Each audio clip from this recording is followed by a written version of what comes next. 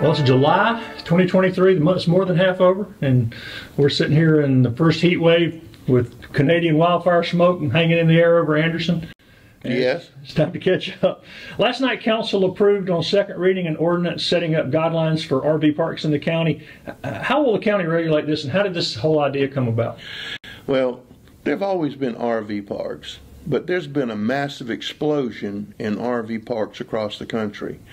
And because we have Lake Hartwell, because we have 85, because we have a lot of other attractions other than Hartwell, that you have a lot of people who just want to come here and visit. And the county had regulations on this, but not specifically tailored to address that problem. And it was becoming a problem because they need to be up to certain standards for the safety of, the people who live around them, plus the people who are going to go there. So council had been working on this. They had held public hearings. They had talked to RV park developers. They had talked to citizens. Special meetings just focused on that. And then council put together this ordinance to regulate RV parks. So we think that's going to be something good for the citizens of the county. And the kind of things they're regulating are the look of them, the entrance, the look they of can't them, be in community, location. Yeah, I mean, where they go, how they're set up, screening devices and things like that so that they will fit in and blend in. And there's one under construction adjacent to Green Pond now, right? There's one under construction, Tiger Cove, right now that is under construction. Now, they are not subject to these regulations, but just by chance they pretty much meet those regulations. Will that be a benefit to fishermen and stuff coming in, having that there? Oh, absolutely, because, you have a lot of people who come in for the fishing tournaments. A number of them stay in hotels and motels, but a great number stay in short-term rentals, and more of them actually have their own RVs and would like to have a place to bring them in. You can't get much closer to Green Pond than the Tiger Cove RV Park, so that's going to be something, but that's going to be a permanent destination for a lot of people. You're going to have people from north who come down here for the winter, and they'll just stay there all during the winter. You have a lot of people that are traveling, and it's going to be a big boon for Green Pond, a huge thing, and it's going to bring a whole lot of people because they're right there at Green Pond, and you can take advantage of that.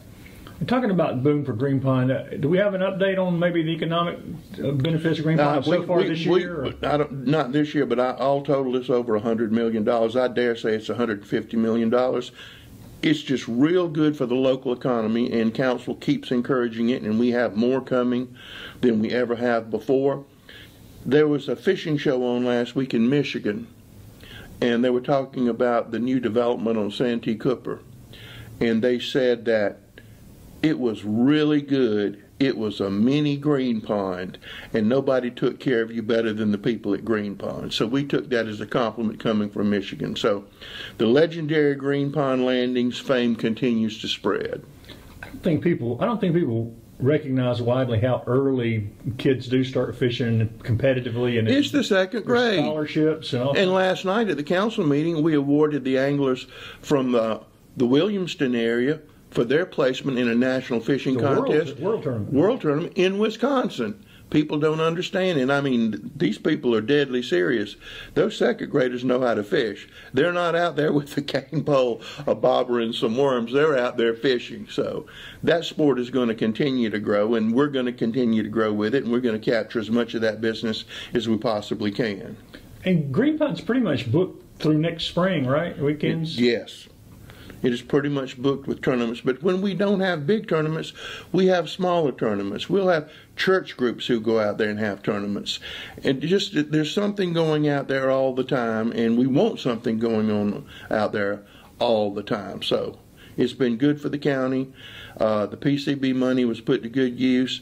The sport fisher grants have been put to good use, and we have people. We received a letter from people who just went out to Green Pond to watch the fireworks across the lake. That's great. You can just go out there and sit down if you want to. It's a beautiful place. It's free. We have cameras everywhere.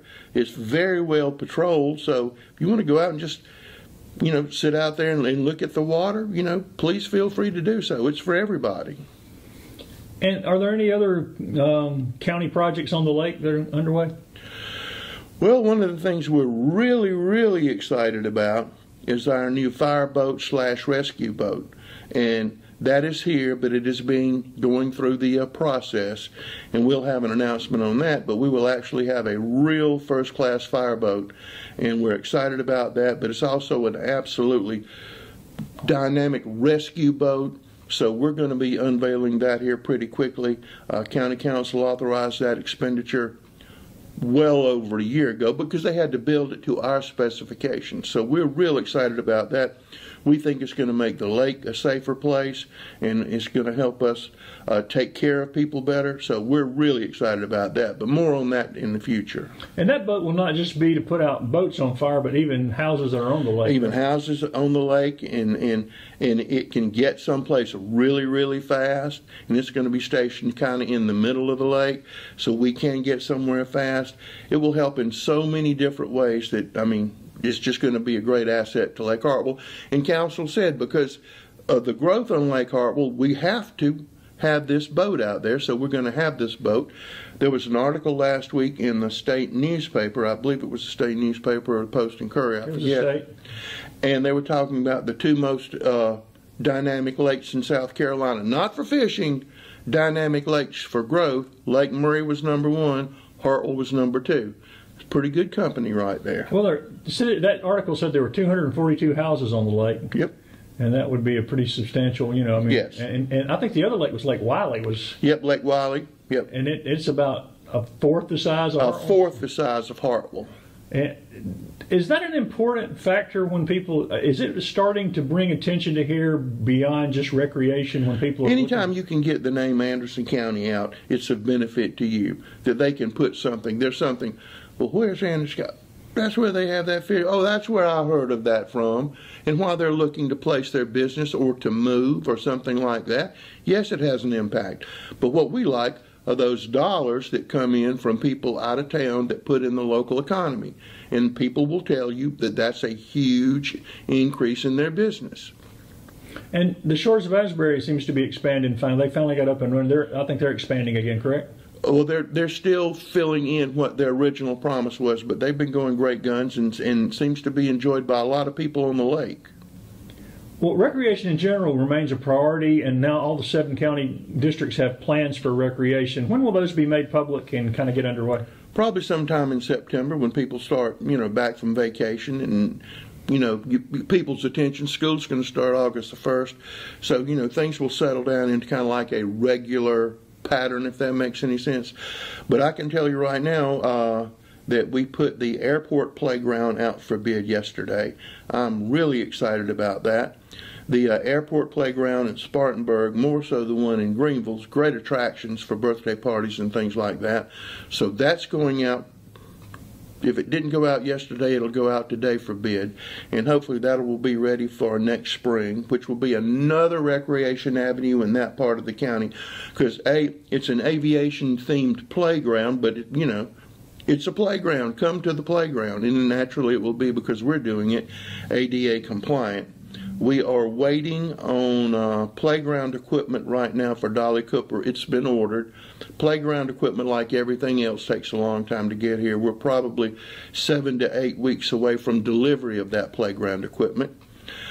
County Council last night approved a firm to do the development for the Piedmont Park. As you know, thanks to our legislative delegation, we received over $500,000 for that. Remind people what that is if they've forgotten what that. Well, if you go to Piedmont and you're standing on the dam and you look down at that 29 acres right there, the county owns that. And now we have over $1 million to develop that. And it will kind of like be, here's Dolly Cooper up the river, here's this park right there at the dam. We expect traffic to increase tremendously between Dolly Cooper and that park right there, because you'll be able to go from here to there, not crossing the dam. Not that we're going to neglect what's on the other side of the dam, because that's just as important to us. But we think that's going to be a great benefit to spark growth in the Piedmont area and continue to bring more attention to the Saluda River area and bring more people in. So we're real excited about that. And we already have the federal money. We expect the state money in September, October, and we will kick that off and get that going as fast as humanly possible. And Anderson County's been getting like a lion's share of recreation funds in recent years, right? We get a tremendous amount of money for recreation, but we get that money because we prove that we know how to spend it. And I'm not patting ourselves on the back because it's not me, it's the great people who work here. But we get it. We spend it on what we told you we were going to spend it in, and then you can come here. I mean, the reason Green Pond gets all those grants is because the DNR, Department of Natural Resources, those guys and the Corps guys, they come here and they go, yeah, the money we put in here is doing exactly what they said it would do and what we want to do, what our mission is. So anytime we have some stray money, let's give it to the ladies and gentlemen who know how to spend that money and do something with it and provide a recreation benefit. Yes, but we're also hoggish about any federal dollars that we can get. Celebrate Anderson is roughly 6 weeks away now, and that's the big annual event that Anderson County hosts for all citizens. How did that get started? That started before I was here. But it was started to celebrate Anderson, and we've continued that tradition. And this year, as you know, we're stretching it out to a Friday, Saturday, and Sunday event because we're going to have the balloons from the Anderson Cancer Association. We're partnering with them to help them raise money for their new facility, which is desperately needed, and we need to put every penny we can to help them in that. This will be a way that the people in the community can come out, support the Anderson Cancer Association, and also have a good time. Martina McBride is free. That's going to be a great concert. But we're going to have music on Friday night. We're going to have music on Saturday night.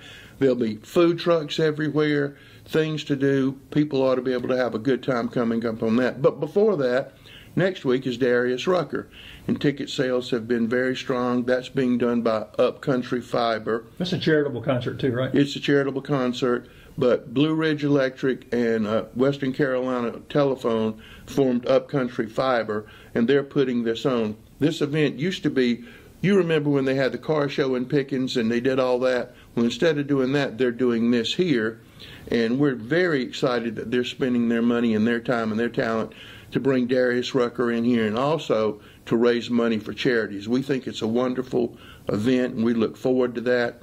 And the ticket sales, as I said, have been incredibly strong, so we're looking forward to that. That new permanent stage is already paying for itself, isn't it? Well, yes. I mean, because of that, because of the Pitbull concert. Let's talk about Pitbull. You said tickets were starting to sell and they hadn't even advertised yet, right? Well, that's in October. Yeah. Well, we've already sold over 3,000 tickets, and there's been no full-scale advertising campaign. Can you see it on the internet? Yes. But it hasn't been a push. And when that is scheduled, it's going to be prime time for everybody who likes Pitbull, and obviously a whole lot of people like Pitbull. When you pre-sale 3,000 tickets, I think that's going to be a party. Any other big acts coming to the Civic Center or the amphitheater in the next? I was on the phone this morning with people, and we're looking for acts. But right now, everything that's done that you're seeing this year was booked last year. And so more than likely, the spring is going to be a big time, but we expect one or two more concerts this year before the winter season, so we're excited about that. We're also working with people about having a Renaissance fair out there, so we have a lot of ideas and new things that we want to do out there. And right across the street, any updates on Anderson Cricket Club's proposed expansion, maybe to have a bathroom or lights or something out there? Well, right now we're trying to prepare the second cricket field, and so that's underway right now, so they will have two cricket fields. Our goal, and it may be 10 years away, is to become the cricket capital of the southeastern United States. They have actually formed now in the United States, starting in Texas, a professional cricket circuit. And we want to be on the cusp of that because we have a lot of activity out there, a tremendous amount of activity, and it brings people from all over this region to play because we're the only place where you can play. And when we have two, that's going to really enhance that. But we're making incremental steps as we go along to do that.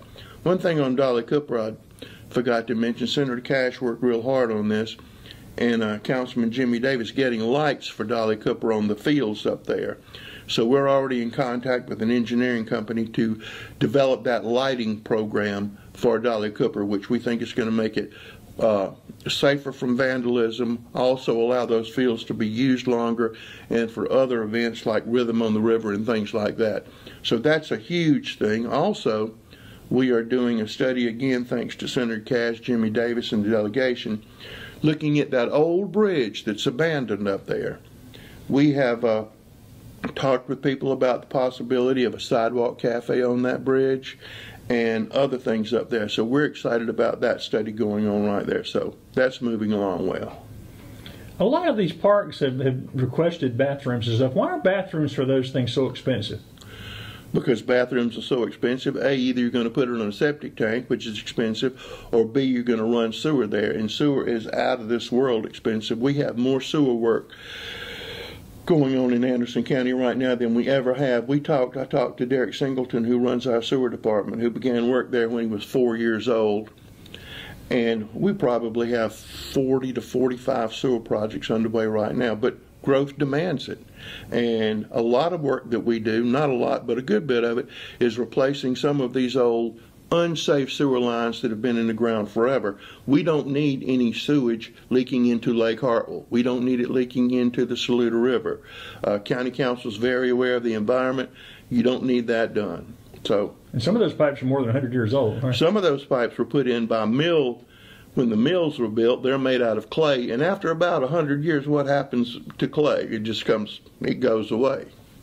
County's also a partner in the new Duckworth-Tucker cross-country sports park. Have you heard any updates on that? We've had a minor role in that with helping them with fees and some other items like that. That group, I know District 5's contributed greatly to it. The YMCA's ramrodding that. But anyway, the County Council can find to help them. We've been helping them with various and sundry projects. But that's going to be another blessing for Anderson County, and that's going to be another thing that's going to drive tourism. Plus, it's going to take care of all of us here. We don't have enough soccer fields. We don't have enough ball fields, and that's not going to get any better. I know that there's going to be a gap of children, really. I mean, colleges are facing this now. There's not going to be that many children old enough to go to college. I mean, that's a big problem nationwide in colleges. High schools are going to have the same thing. But here, seems like we're being fruitful and multiplying, and we need more space. And building thousands of houses. And usually those come equipped with one or two children. Well, this next topic we have walked many times, and this is well worn as the topic itself. Let's talk about roads. Roads County is still waiting on the completion of that road study. The rain has held us up on completing that study. We're hoping for a stretch of clear weather that will allow us to do that maybe within a month. I'm hoping it will be done in a month. Then the council could complete the ordinance for the penny sales tax. So that's exactly where we are on that. Let's talk about referendum. What that means when you say an ordinance for that. Well, the council has to have 3 readings of an ordinance and specify what you're going to do with that money. It's not just, hey, we want you to put this penny out here, and would y'all send us a bunch of money, and then we'll figure out what we're going to do with it. That road study is part of the ordinance that says, these are the roads that we're going to pave, this is the order we're going to pave them in based on their condition. So that's what we're going to do. And you have to have that before you complete the ordinance. Then it will go to the people, and the people will either say, yes, we want to spend this money to upgrade roads, or B, we don't. Let's look at it another way. But council's looked at other ways. They don't want to put increase the millage necessary to fix the roads on homeowners. That's one of the big things. Really enough to fix not enough to do anything, and they really don't want to put a car fee on. And a car fee is not going to raise that much money. So this way, it's voluntary, and with the number of people who come here that would help pay that, that's a big lick. I'm sorry, it's a big lick. Will 100% of Anderson County people pay it? That's a fact. But a whole bunch of other people are going to come in here and pay it too. And with the 1,534 miles of county roads plus bridges, if that referendum, which is November of 2024, this is next year. Correct. If that should fail, it seems impossible to ever catch up. Am I right or wrong? I mean, unless something else happens. I mean, you know, the state is doing work with their penny sales tax. If you go to the Anderson County website, we have a list of every state project being done in Anderson County, whether it's being done, about to be done, or whether it's completed. So you can see what's happening there. And the Anderson County Transportation Committee has received additional money this year to do more. So the state has enough problems taking care of their roads, but they're very helpful to help us take care of county roads. But it costs a lot of money to take care of roads. And with the increased traffic, they deteriorate quickly. And we have roads, I mean, I drive on Whitehall, I drive on Main Street. I think they need some work. I'm pretty sure they do. Those are state roads, by the way. But if we have to team up to get something done, then we need to do that, because people really don't care if they're on a state road or a county road. They just want the road to be fixed. And if the referendum did pass, on the other hand, there would, for the first time really since home rule, I guess, be enough money to take care of roads, right? Yes, but also there's a lot of road work that needs to be done in just about in front of every elementary school, middle school, and high school to make those places safer. And this is an integral part of that. I mean, safe roads are good for everybody, and it also increases business and business opportunities. And I went through the DOT list, and the one that continues to stick out, I think you mentioned last time, is the Cherokee Road. That seems to be taking forever. They don't even have a completion date on there now. No. But it's on the list. Do we know why that's taking so long? I have no idea. A lot of roundabouts on there. A lot of roundabouts. And you mentioned sewers, too. Any update on the sewer for Exit 14? Just still waiting on those pumps. That's all we're doing. Well, it's a year, 14 months back up. 2 or 3 months on playground equipment. Air conditioning at Civic Center took about a year. I mean, we're ordering pumps now a year in advance, and they still aren't here. Everything's on the boat somewhere, riding around. I don't understand it. The council also said that they're going to evaluate this year all the county-owned buildings and properties to see what could be sold or repurposed. Any updates on that? Yes, we are looking at several properties that council wants to sell that we don't need, and we also, as you know, council voted to spend $7 million to fix up the building that we're in, which desperately needs it. Again, that is completely structural and outside. And we've had people say, well, they're going to change the way the courthouse looks. No, not going to change the way the courthouse looks. Everybody likes the way the courthouse looks, but we would like to have the bricks not fall out. We would like to have a new roof on there to quit so it wouldn't leak. We'd like new gutters. We want it to look just like it did when they built it a long time ago, except we can't go get the turret and put it back, which I wish we could. Do you know when that'll begin and work on this? We're working towards that now with plans and specifications. It seems like it's been a little while since we've had a major economic development announcement. Anything on the horizon? Yeah, well, we have some smaller things that we haven't announced yet, but when we're used to announcing 1,000, when we say smaller, we mean 200 or 300. But we have a company that's going into our soft landing zone right now while they build their building. We haven't announced that one yet, but we've got several others on the horizon. We're also waiting on the big expansions at Bosch, TTI. We know First Quality's in an expansion mode. So all of our people are out doing something. We know that Arthrex is going to keep building. But yes, we're getting new people in, and we expect to have a whole lot more, maybe some announcements by next month. And unemployment is back to near pre-COVID levels. We got enough people to fill all these jobs? I think we have enough people to fill those jobs, but some of them need training. Every place that you see has a help wanted sign. And so there are more jobs than there are people. Mm-hmm. But there are a lot of people who need to be trained up to take those jobs. And so if we can do that, and Tri-County Tech does a great job on that, the technical high schools do a great job on that. But the way people are moving here, a lot of people are moving here to take these jobs.